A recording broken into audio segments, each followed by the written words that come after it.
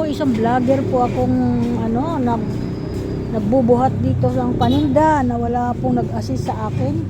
Nilagay lang po, ako po naglagay sa karton at hindi po nila tinalian. Isa pong akong mahina ang katawan nga nagpacking sa aking sariling paninda.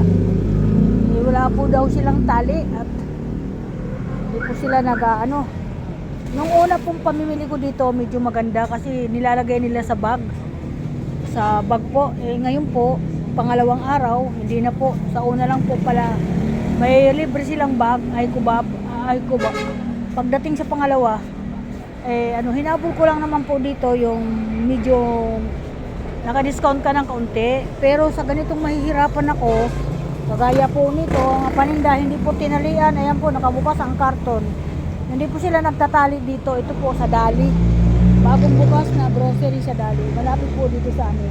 Siyempre po bago po, kaya ang mga paninda nila ay mga quality pa, kumbaga hindi pa mga expired. Ayan po mga guys, ayan po ang niya ayan po ang sagot po sa akin yung kaha ay daw hindi po sila nagtatali. Alam nga naman sabi ko bitbiting ko yan nga nakabukas ang karton ay kung malayo ang pupuntahan ko, sabi ko mahirap po isang senior na namili dito, sabi ko. Sagot ng isang mamimili, mabuti pa binax pa bata pa yun, hindi naman siya senior subukan niya maranasan maging senior mga guys, kung hindi mahirapan din siya.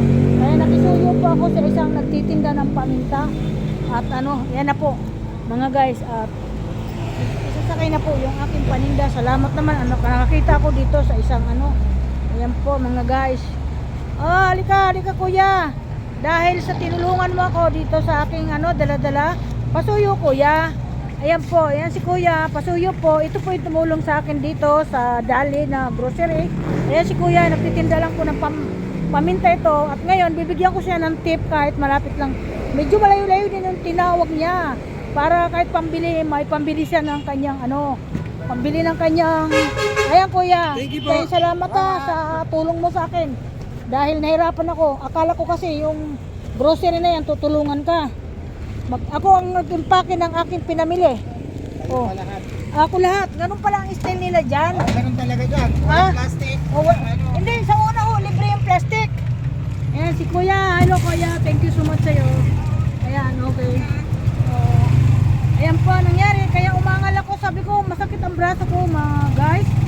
At ako po ang nagpacking. At wala na pong tali. Dinala ko ito. Sinakay ko sa tricycle. Dahil tinulungan po ako ng isang paminta. Nagtitinda lang po ng paminta na tumulong sa akin. Mas magatos pa, palang wala din yung tinubo ko dito. Hindi na po ako ulit dyan mga guys. Dito na lang po ako sa mga suki kong grocery. Meron naman ako dito pinupuntahan. Ang nangyari lang po, siyempre mas maganda po yung bagong bukas. At nakakasigurado ko nga quality yung kanilang paninda, maganda. Maganda naman po, walang dyan, matagal pa ma-expired. Kaso lang ang nangyari, pahirapan ka po sa pagpapaking. Ayan po nangyari. Ayan po, ito na bagong bukas dito sa may Santo Cristo, Dali na grocery.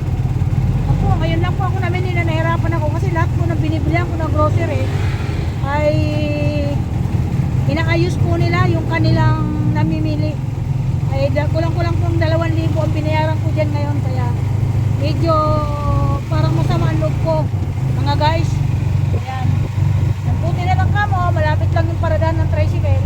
Nakatawag agad yung si kuya na nagtitinda ng paminta na nakisuyo po ako, kaya binigyan ko po siya ng pambili ng 2 kilong bigas. Ayan lang po mga guys, maraming salamat, thank you so much at salamat at makaka-uwi din ako. At marami pa pala kulang doon at hindi pa pala kumpleto, kaya hindi na po uulit doon. Doon na lang po ako sa mga dati kong binibigyan. Sigurado pa ako, hindi pa ako mahirapan, kaya ito nahirapan po ako. Hindi lang yan, basta wag lang ako ma-disgrasya na dito sa pagpunta ko sa kanila. Thank you so much, bye bye.